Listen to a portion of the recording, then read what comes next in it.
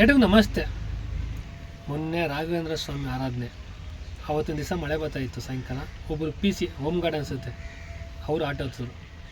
ಅವರು ಆಟೋ ಹತ್ಬಿಟ್ಟು ಒಂದು ಇನ್ಸಿಡೆಂಟ್ ಹೇಳಿದ್ರು. ಏನಪ್ಪ ಅಂದರೆ, ಈಗ ಜನ ಆಮೇಲೆ ಈ ಮೊಬೈಲು ಏನು ಅಪ್ಡೇಟ್ ಆಗ್ತಾಯಿದೆ, ಅದೇ ರೀತಿ ಕಳ್ಳರು ಅಪ್ಡೇಟ್ ಆಗಿರೋದು. ಹೆಂಗೆ ಅಂದರೆ, ಕಳ್ತನ ಮಾಡೋರು. ಈಗ ಗಾಡಿ ತಂದೆ, ನಾನು ಗಾಡಿನೋ ಕಾರೋ ತಗೊಂಡು ಒಂದು ಕಡೆ ನಿಲ್ಲಿಸ್ತೆ ಅಂದ್ಕೊಳ್ಳಿ. ನನ್ನ ಕಾರಲ್ಲಿ ನಾನು ಏನೋ ದುಡ್ಡೇನೋ ಇಟ್ಟಿದ್ದೀನಿ, ನಾನು ಬ್ಯಾಗಲ್ಲಿ ಈ ಸ್ಪಾನರ್ ನೆಟ್ಟೇನೋ ಇಟ್ಟಿರ್ತೀನಿ.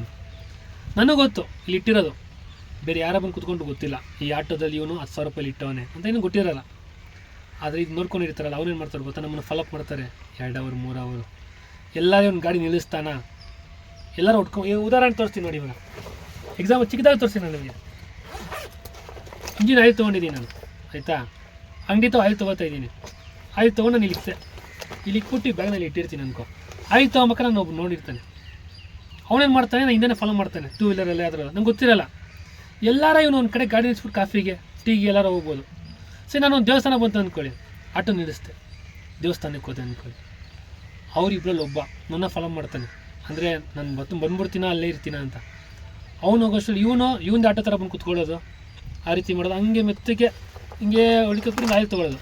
ನೋಡೋಕೆ ಏನು ಅನ್ಕೋತಾರೆ, ಅಲ್ಲಿ ಅವ್ನದ್ದು ಆಟೋ ಇರಬೇಕು ಅನ್ಕೋತಾರೆ. ಆಯಿಲ್ ತೊಗೊಂಡೋದನ್ನ 250 ರೂಪಾಯಿ. ಇದೇ ರೀತಿ ದುಡ್ಡು ಬೇರೆ ಏನು ಇಟ್ಟಿರ್ತೀವಿ, ಇದೇ ರೀತಿ ಕಳ್ತನ ಮಾಡ್ತಾ ಇರೋದು. ಅವನ ಸಿಗ್ನಲ್ ಮಾಡ್ತಾ ಇರ್ತಾನೆ ನಾನು ಬರೋವರೆಗೂ. ನಾವು ಯಾರು ನನ್ನ ನೋಡ್ತಾರೆ, ಯಾರು ನಾನು ಎತ್ಕೋತಾರೆ ಅಂದ್ಕೊಂಡು ಧೈರ್ಯವಾಗಿರ್ತೀವಿ. ದಯವಿಟ್ಟು ಹುಷಾರಾಗಿ. ಈ ರೀತಿ ಕಳ್ತನ ಮಾಡ್ತಾವ್ರಂತೆ.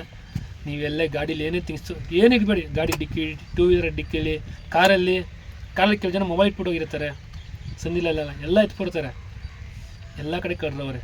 ದಯವಿಟ್ಟು ಇದು ಅರ್ಥ ಆಗಿರುತ್ತೆ ಅನ್ಸ್ಕೊತೀನಿ ನಿಮಗೆ. ನೀವು ತೊಗೋತಿರೋ ಒಂದು ವಸ್ತು ಅಂದ್ಕೊಳ್ಳಿ, ಅಲ್ಲಿಂದ ನಾನು ಫಾಲೋಅಪ್ ಮಾಡ್ಬೋದು ಯಾರು ಬೇಕಾದ್ರು. ಆ ವಸ್ತುನ ಸೇಫಾಗಿ ತಲುಪೋವರೆಗೂ ಅದು ಹುಷಾರು ನಿಮ್ಮ ಕೈಲಿರಲಿ.